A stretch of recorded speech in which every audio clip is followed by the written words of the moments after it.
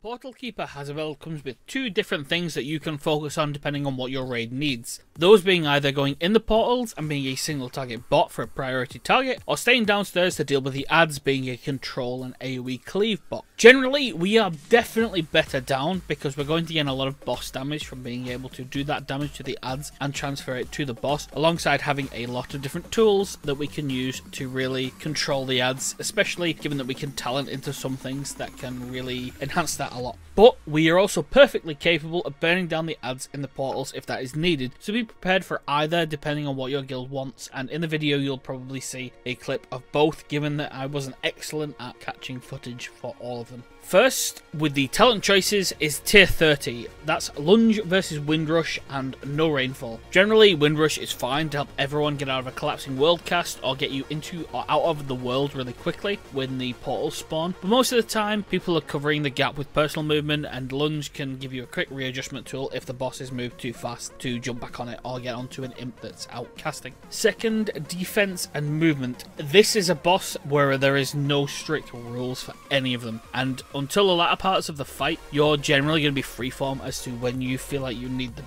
Spirit Walk is great for getting out of collapsing world when you feel like you're in danger of actually getting hit by it, if you want to optimize your damage when there's other things going on. And it lets you play more dangerously with the imp spawns to stay near them, get a bit of cleave, interrupt them, and then run out with your sprint. Astral Shift in the early parts of the fight should be used often, generally when collapsing world is about to go off, to reduce the damage and then generally keep you healthy with the healing aspect. But sub 30%, it should be used whenever raid cooldowns aren't available for those collapsing worlds to keep yourself stable, as those ticking effects are going to really put you in a dangerous spot, and there's not really a lot of recovery that you have in that period because you need to be doing damage, not healing yourself. Third, DPS optimization is really just very similar to high command. If you're downstairs, you really want to be able to crash as often as possible and make sure the buff is up as much as you can realistically optimize, because it's going to have a large impact on your single target output as well as you being able to interact with the imps. And you also want to make sure that you want to refresh it as late as possible, just like in high command, to really capitalize on it. Your legendary options, you have Cephas, that is great here, just like command. Earth Grab and Wind Shear on imps will trigger it consistently, and you can generally get that active on cooldown so long as there's no delay with the other mechanics that she has, but you'll get a good amount of value no matter what.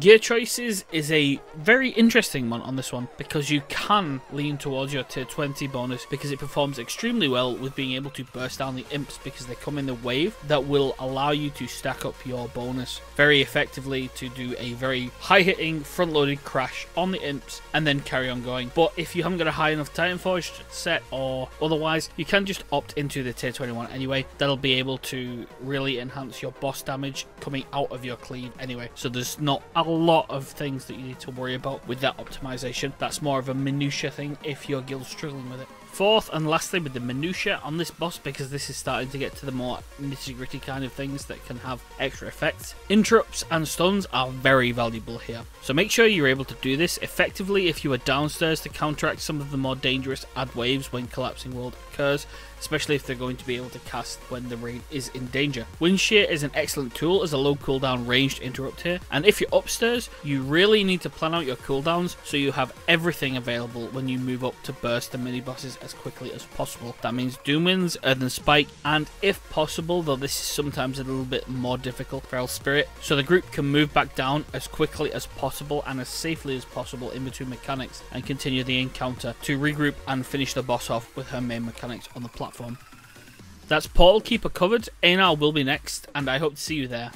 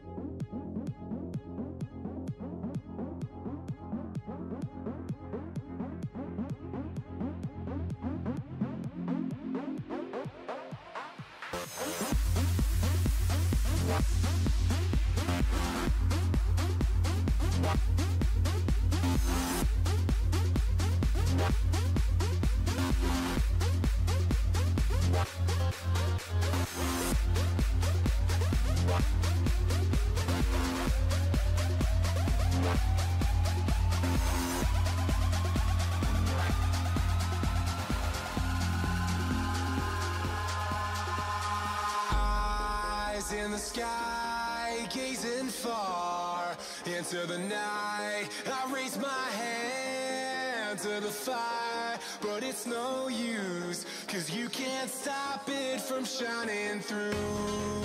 It's true, baby, let the light shine through. If you believe it's true, baby, won't you let the light shine through for you?